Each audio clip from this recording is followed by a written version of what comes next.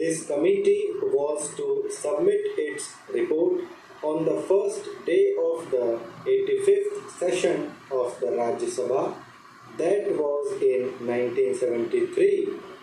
But this committee had to be granted 3 extensions, and the report was ultimately available on the 3rd March 1975. At that time, as we all know, the so-called JP's movement of total revolution was at its peak. Within 2 or 3 months, the national emergency had to be declared, and during the emergency, priorities had changed, and we could not just effect this desired improvement at that time, and we could not bring about this legislation. And then the Janta rule and the Lok Dal rule.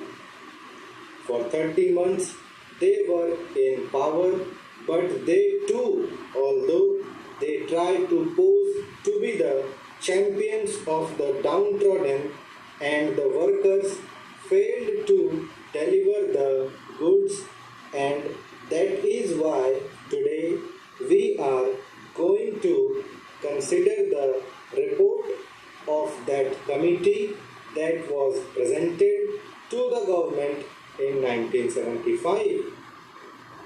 Therefore, we are also equally responsible for not ameliorating their conditions and their plight.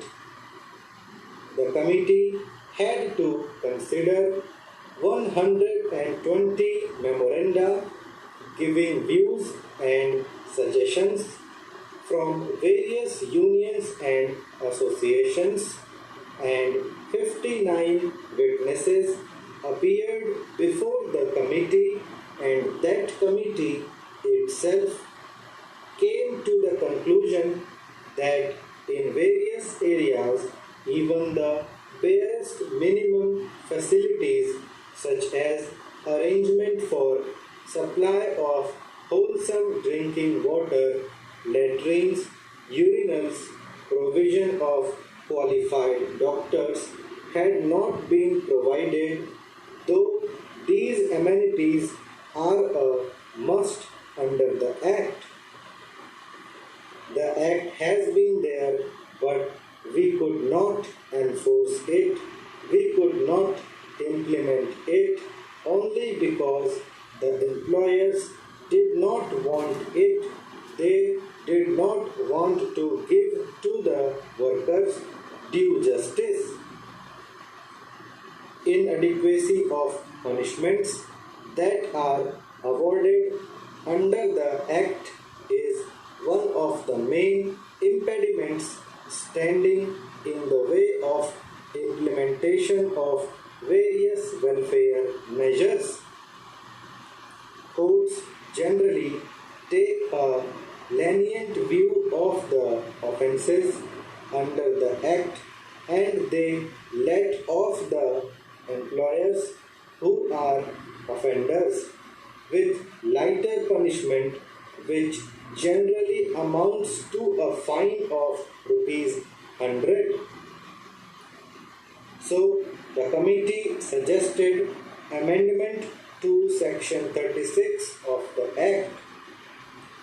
An employer is required to provide these workers living accommodation, but generally, in spite of the fact that the government gives loans and subsidies to the employers for construction of houses, progress in regard to these constructions is very poor.